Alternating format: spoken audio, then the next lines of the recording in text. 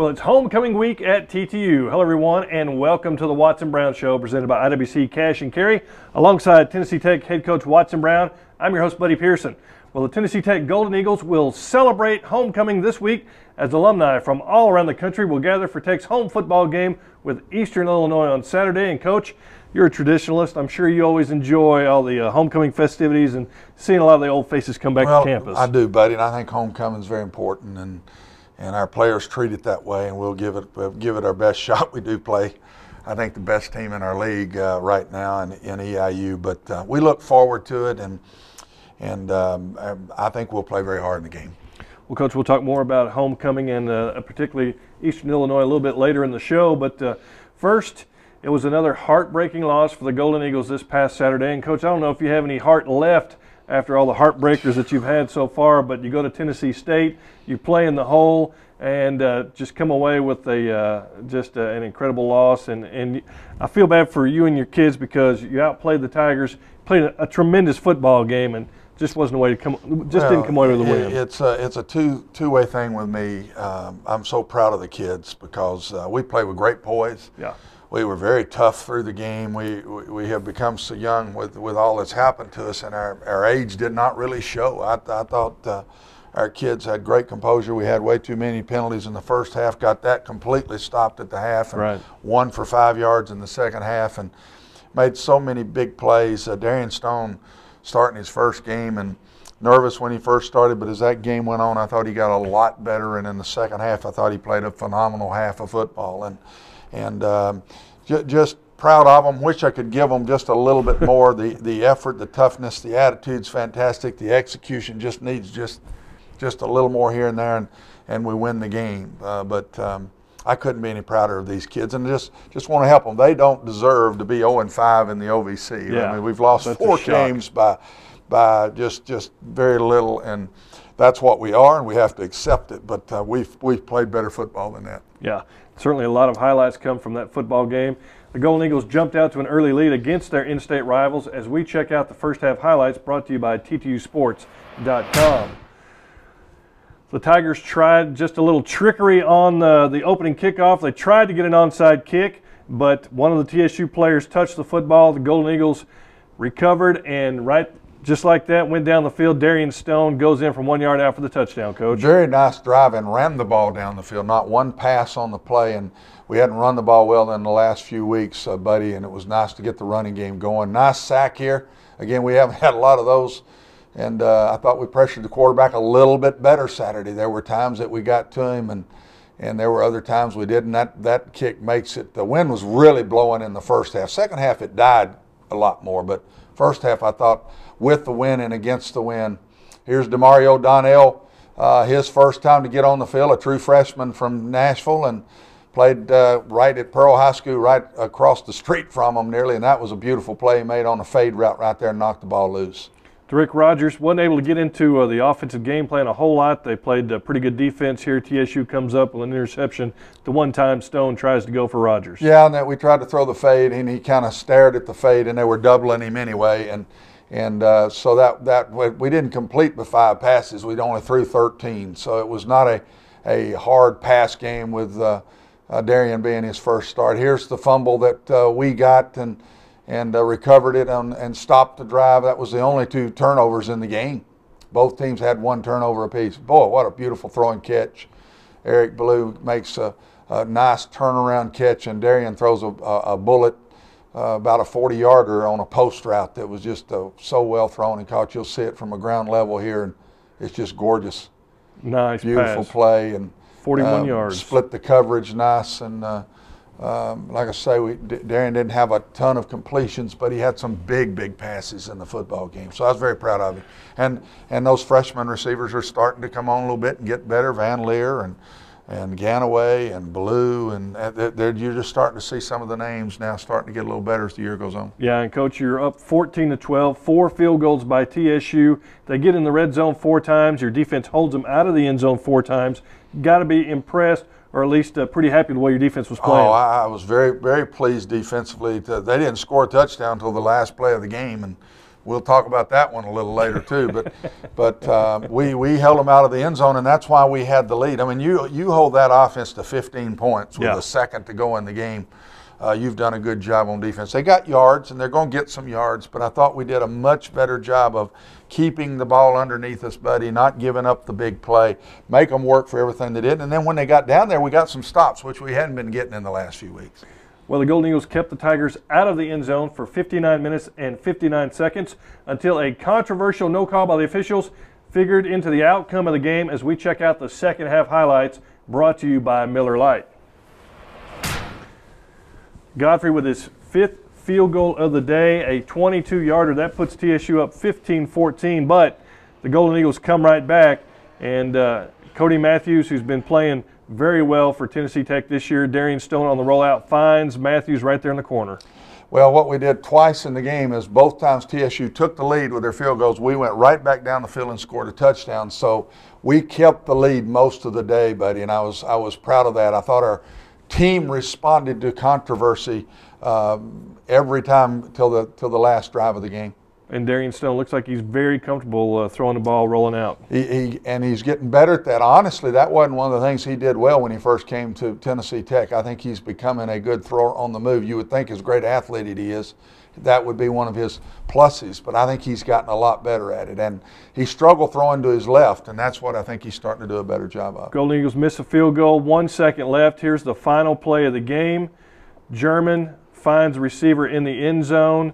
And it was mass hysteria at Hale Stadium. Yeah, and buddy, we did not play the play well as far as one of our corners got a little nervous here and came running up, and the ball was thrown right back where that corner is supposed to be in the deep half. And but they were in a legal formation on the play, and the officials missed it. And so that would have been a 5-yard penalty, and they get another shot, so they would have been about the 13, 14-yard line with another throw into the end zone.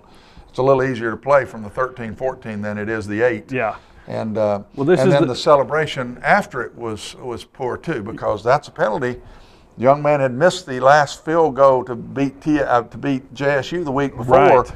And a 30-something yard field goal is different than an extra point. Yeah. And so there were 2 plays here back-to-back that I think that didn't give us a chance to win the game. And this is the statement that the Ohio Valley Conference released today about the football game. On the last play regulation, Tennessee State threw a touchdown pass to tie the game and then kicked the extra point to win it, said Jim Jackson, coordinator of football officiating. The offense was lined up in an illegal formation as there were 5 players in the offensive backfield. There should have been a foul called, a penalty of 5 yards assessed, and the down should have been replayed. And as you see it right there, there's the 5 players in the backfield, no call. The refs choke on their whistle right here and allow this play to continue. And then, like you said, pandemonium at Hale Stadium. Players run on the field. They go down here. They pile on, and it's just a ridiculous display. No celebration call. No. We have seen so many penalties this year for a guy just tossing the ball away for excessive celebration, and then this happens, and there's absolutely no flag thrown on this play. The statement by the OVC today, Coach, I think it verifies a couple of things. One, the OVC finally has some guts to where that they've recognized that they actually missed a call, and secondly, that the officiating, Ohio Valley Conference is as pathetic as everybody thought it was to begin with. And when you miss a call like that pretty much determines a football game, something needs to be done. We've been seeing it for years. We've been saying it for years. Now they're actually recognizing it. So what they have to do is they got to get rid of some of these guys who are getting paid to do a job, who doesn't do a very good job, and it winds up costing somebody a football game. These aren't replacement refs. These are actual Ohio Valley Conference officials who get paid, who are supposed to be trained to make these calls, and at this particular point, they did not. And I think Jim Jackson, head of our officials, is a really good man, and he'll take care of it. And I believe in him, and whatever they do with this, I don't know. I don't know if people get suspended or what they do from it, and we'll wait and see what happens with that. But you just don't want to be in a game, and it's no excuse at all because we could have played that play better. But you don't want to being a game buddy where you just lose on the call. Right. You just lose a game on 2 calls really that were back to back, because who knows if the field goal's made when you put 15 yards back after it. I mean, that's a lot of pressure on a kick. Yeah. And especially when you've missed that kick the week before to win a game in last play of the game the same way. And so it's tough. It's tough on our kids. We all make mistakes. I understand that. I make them myself. But you don't feel good for your players when you just lose on the last play of a game on a poor officiating call. Taking a look at the OVC scoreboard, there were some very significant games going on around the Ohio Valley Conference.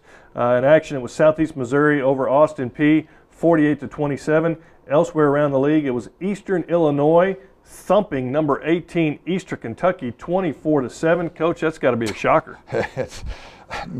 Excuse me. After watching them on film, excuse me, all day today, I think we're playing the best team in the league Saturday. I haven't seen Martin yet, but I think Eastern Illinois is the best team in the league. Where they've always been good on offense this whole year, their defense has gotten so much better in the last 3 or 4 weeks. So we got our hands full Saturday. And Jacksonville State still hanging in there with hopes of maybe grabbing a share of the conference crown. They defeat Murray State 38-35, second big win in as many weeks for the Gamecocks. Well, you beat this team with interceptions and turnovers, and if you look at the statement there, Brockman threw 3 interceptions in the game. And they're going to get their yards because they're spread all over the field and the style they do. But no interceptions for Ivory and 3 for Brockman, and that's probably why they won the game by 3 points. Taking a look at the OVC standings, TSU, UT Martin, and Eastern Illinois, all with just 1 loss. Eastern Kentucky, Jacksonville State with 2 losses, still in the mix. It's a heck of a race, and we've got to play 2 of those 3 with 1 loss and just played the one with the 1 loss. So we're catching all the really good teams here right at the end of the year. Coach, don't go away. We got a whole lot more to talk about. Stay with us. The Watson Brown Show will continue in just a moment. Welcome back to the Watson Brown Show, presented by IWC Cash and Carry. Well, it's time now for our Golden Eagle Player Profile, brought to you by the T2 Athletics Association. And this week, we visit with punter Chad Zincini.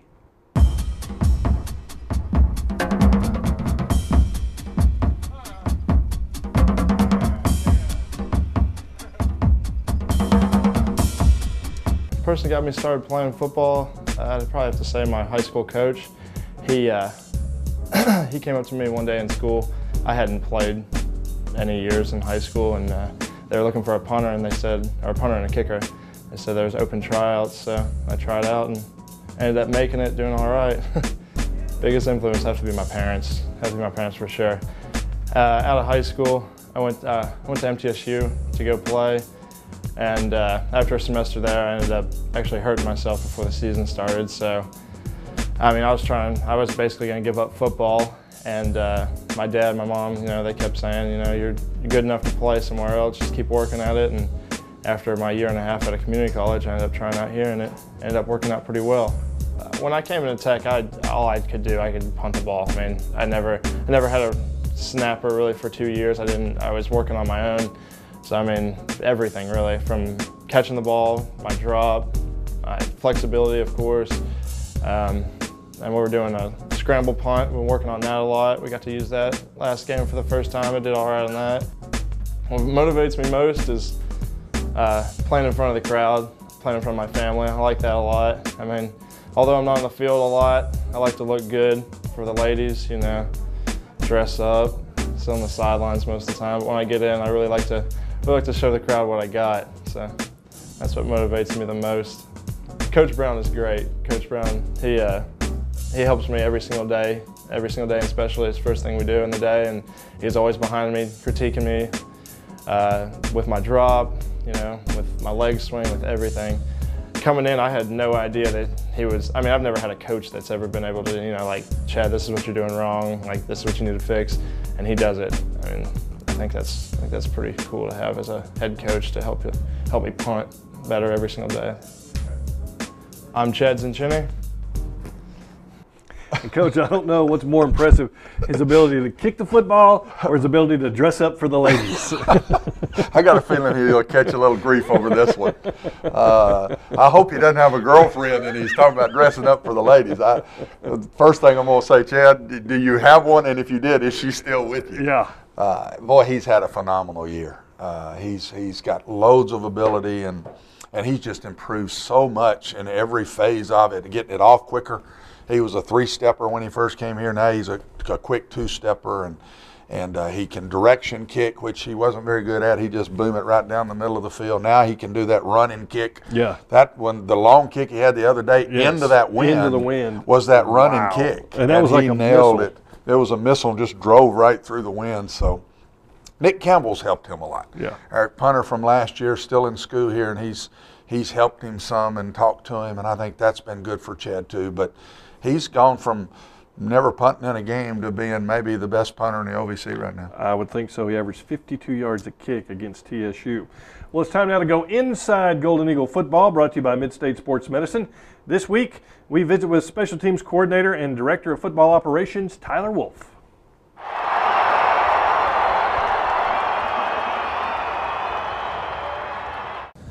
TSU trip, that's the only game that we have that's only a day trip, so it's a little bit different than most of them. We wake up, we have our meal up at the Hoop Reveling Center in the Eagle's Nest, and Chartwell's provides that, and we load from there. Being only an hour and a half away, that's why we do it that way. Most of our games we travel and stay in a hotel. This game's a little different. We do our meal up there and leave from there straight to the stadium. Straight from the stadium, we start our routine for game day. On the road, what we look for when we particularly travel with the whole team is we have to find a hotel that can do everything in house. We don't like to go stay at a hotel and then drive to get a meal and drive back and do all that. So we look for a place that's full service. A lot of that stuff's done during the summer. It's things that can be planned prior to. And so that helps, that I can look for hotels and look for places that are local for the post-game meal, because we have to get that provided for the team as well. So during the summer, I can knock out a hotel, book the rooms, give them the menus for our pregame meal, our pregame meal and our night before meal. I can find a local place like a chain or a restaurant that can provide, 100 meals for post-game to get back on the buses. We set up the buses, we set up all that stuff as soon as the schedule comes out. So a lot of it's done prior to. Week of is more of just checking up, hey, Gray Line, you guys are going to pick us up here at this time and drop us off here. It's more of just, dotting your I's and crossing your T's. We usually get around 50 hotel rooms. You have to consider there's 70 players always. That's the count that you're permitted by the OVC. So there's 35 rooms with the players. Those are doubles. There's about 18 coaches, including part of the staff, students, managers, all that. So we get right around 50 rooms when we travel.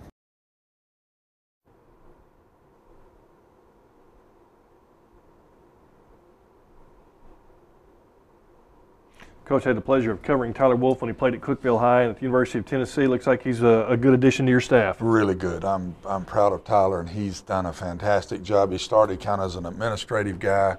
Now he's on the staff full go and still does our travel for us, but he's in charge of our special teams, and I think our special teams have gotten better. We started a little slow, and we've gotten a whole lot better as the year's gone on.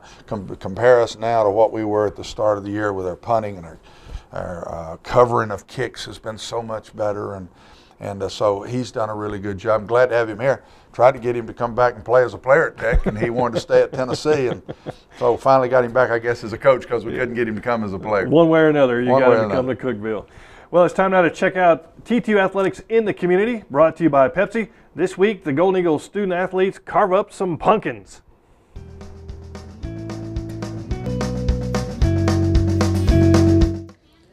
Well, the pumpkin carving contest started out to be just a friendly competition among our teams, and we can tell by the noise that they're having a great time doing it.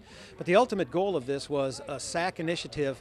These pumpkins, once they're done, will be taken out to folks in the community at assisted living homes and nursing homes, and we're trying to identify people that don't get a lot of attention, and our student athletes will deliver it to them and just bring a little sunshine to their lives. So it's for a community service project.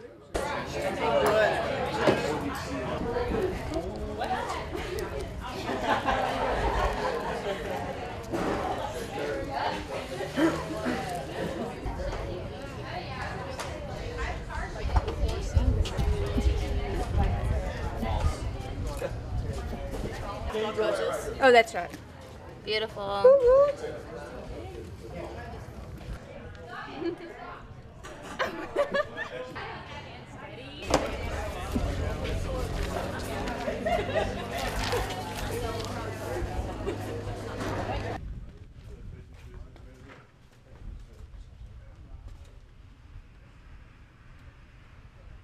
We got to come over here to Morningside Senior Living and bring them some pumpkins and kind of warm up their day a little bit and visit with them a little bit and let them know that the Tech football team cares about them and thanks them for all their support.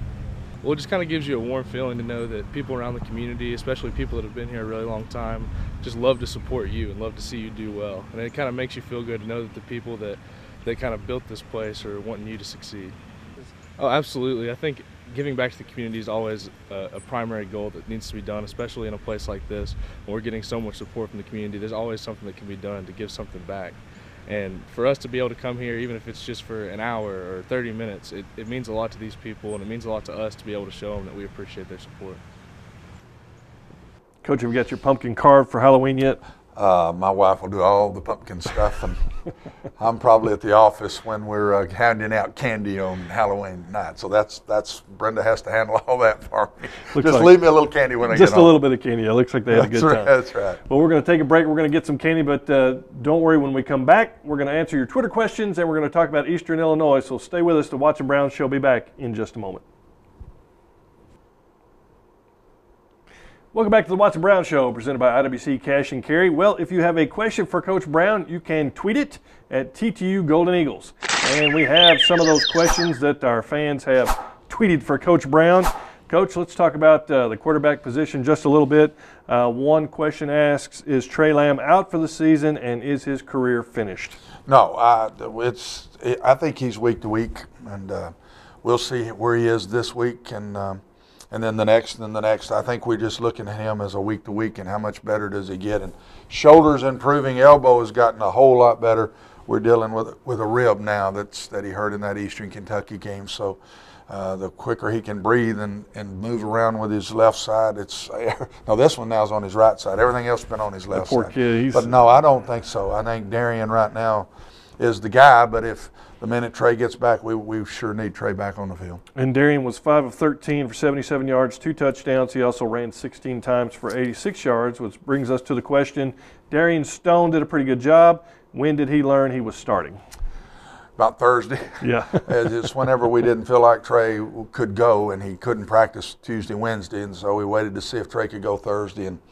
And it'll probably be the same thing again this week. Darian will get a lot of the reps, but we'll wait and see later in the week exactly where Trey is. Coach got a question here about the kicking game. Says, why were you switching out kickers on kickoffs and place kicks? I noticed Sharp and Harris did both. Well, we started out when we wanted to pooch. We wanted Sharp in the game, but then Sharp got hurt. It's another one.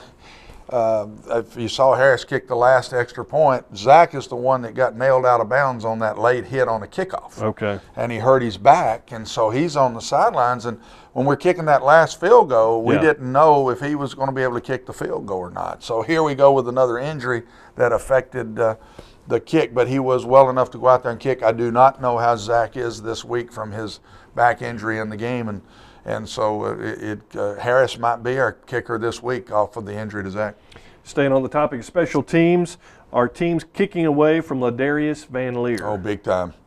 Everybody in TSU, of course, recruited him hard too, and they knew him. But, he's not getting the opportunities he got there in the middle of the season. And people are being smart trying to do that. The wind was blowing really hard in the first half, so I think some of the pooch kicks were that. And then he gets a chance to catch a punt with the wind, and daggum if we don't hit in the back. And had a penalty in the first half where he had about a 30-yard return. It was a beautiful return, and he was one man from breaking that for 6. And if you kick it to him, you better look out because he's got a chance to take it the distance. Well, this week the Golden Eagles come home for homecoming with a 1:30 kickoff against maybe the hottest team in the Ohio Valley Conference. Said you thought it might be the best team in the Ohio Valley Conference, and the Panthers of Eastern Illinois. Coach, they're coming off several big wins and really the surprise of the OVC this season. Yeah, and when you look at it, they probably shouldn't have been. They've got 19 starters back on this team. That we beat them pretty good the last 2 years, but a lot of people that are even out here right now in our game a year ago are the ones that are making plays for them right now. Garoppolo has become such a fantastic player. We beat him in the 2 years that he was freshman and a sophomore. Now that he's gone into his junior year, well, wow, where's he been all my life? What a catch! Who was that guy anyway? Yeah. But no, they're not. Anytime you got 19 starters back there, a junior senior team, and if you really look at it in that way, you would say they should have been picked as one of the better teams in our league coming back. But a lot of the same faces will play us here, but a lot more confidence than they had a year ago. We really had a lot of big plays in this game. Boy, there's another one. Where's he been all year? Yeah, Zach Ziegler. Lost Zach in the Oregon game, and he's been gone. And their offense is so much better than it was a year ago. I'm not sure it's not the best offense in the league. It would be them or Murray. But where they're so much better in the last 3 or 4 weeks, buddy, is their defense is just not giving up points recently, and you can see it on film. They've got the leading sack guy in our league who hurt us last year and had a couple of sacks against us up there. So we got our hands full. It's just a solid team with no weaknesses anywhere. You come off another heartbreaking loss. You still got some injuries.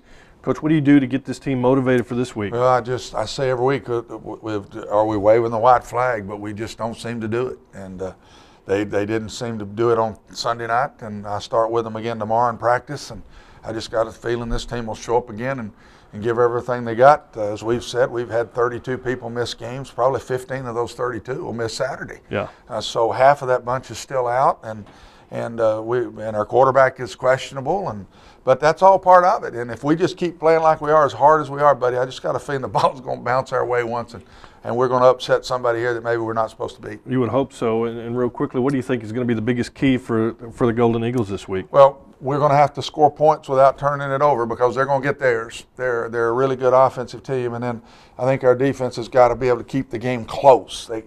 We go to Murray and we get put away quick. Yeah. Now we had a lot of people out that night, but we're down 35-7 before you can say hello. Our defense cannot let that happen this week. We've got to hang around in this game, and then our offense has got to find a way to match some points. And with a new quarterback, that's not going to be easy to do. Well, that's going to do it this week. Don't forget to come out for homecoming on Saturday. Kickoff is at 1:30. The parade is at 10:30. The tailgate park will also be open at that time. And you can also see a complete recap of the game right here on the Watson Brown Show. For Tennessee Tech head coach Watson Brown, I'm Buddy Pearson. We'll see you next week right here on the Watson Brown Show. The Watson Brown Show has been brought to you by IWC Cash and Carry, Miller Lite, Midstate Sports Medicine, and Pepsi.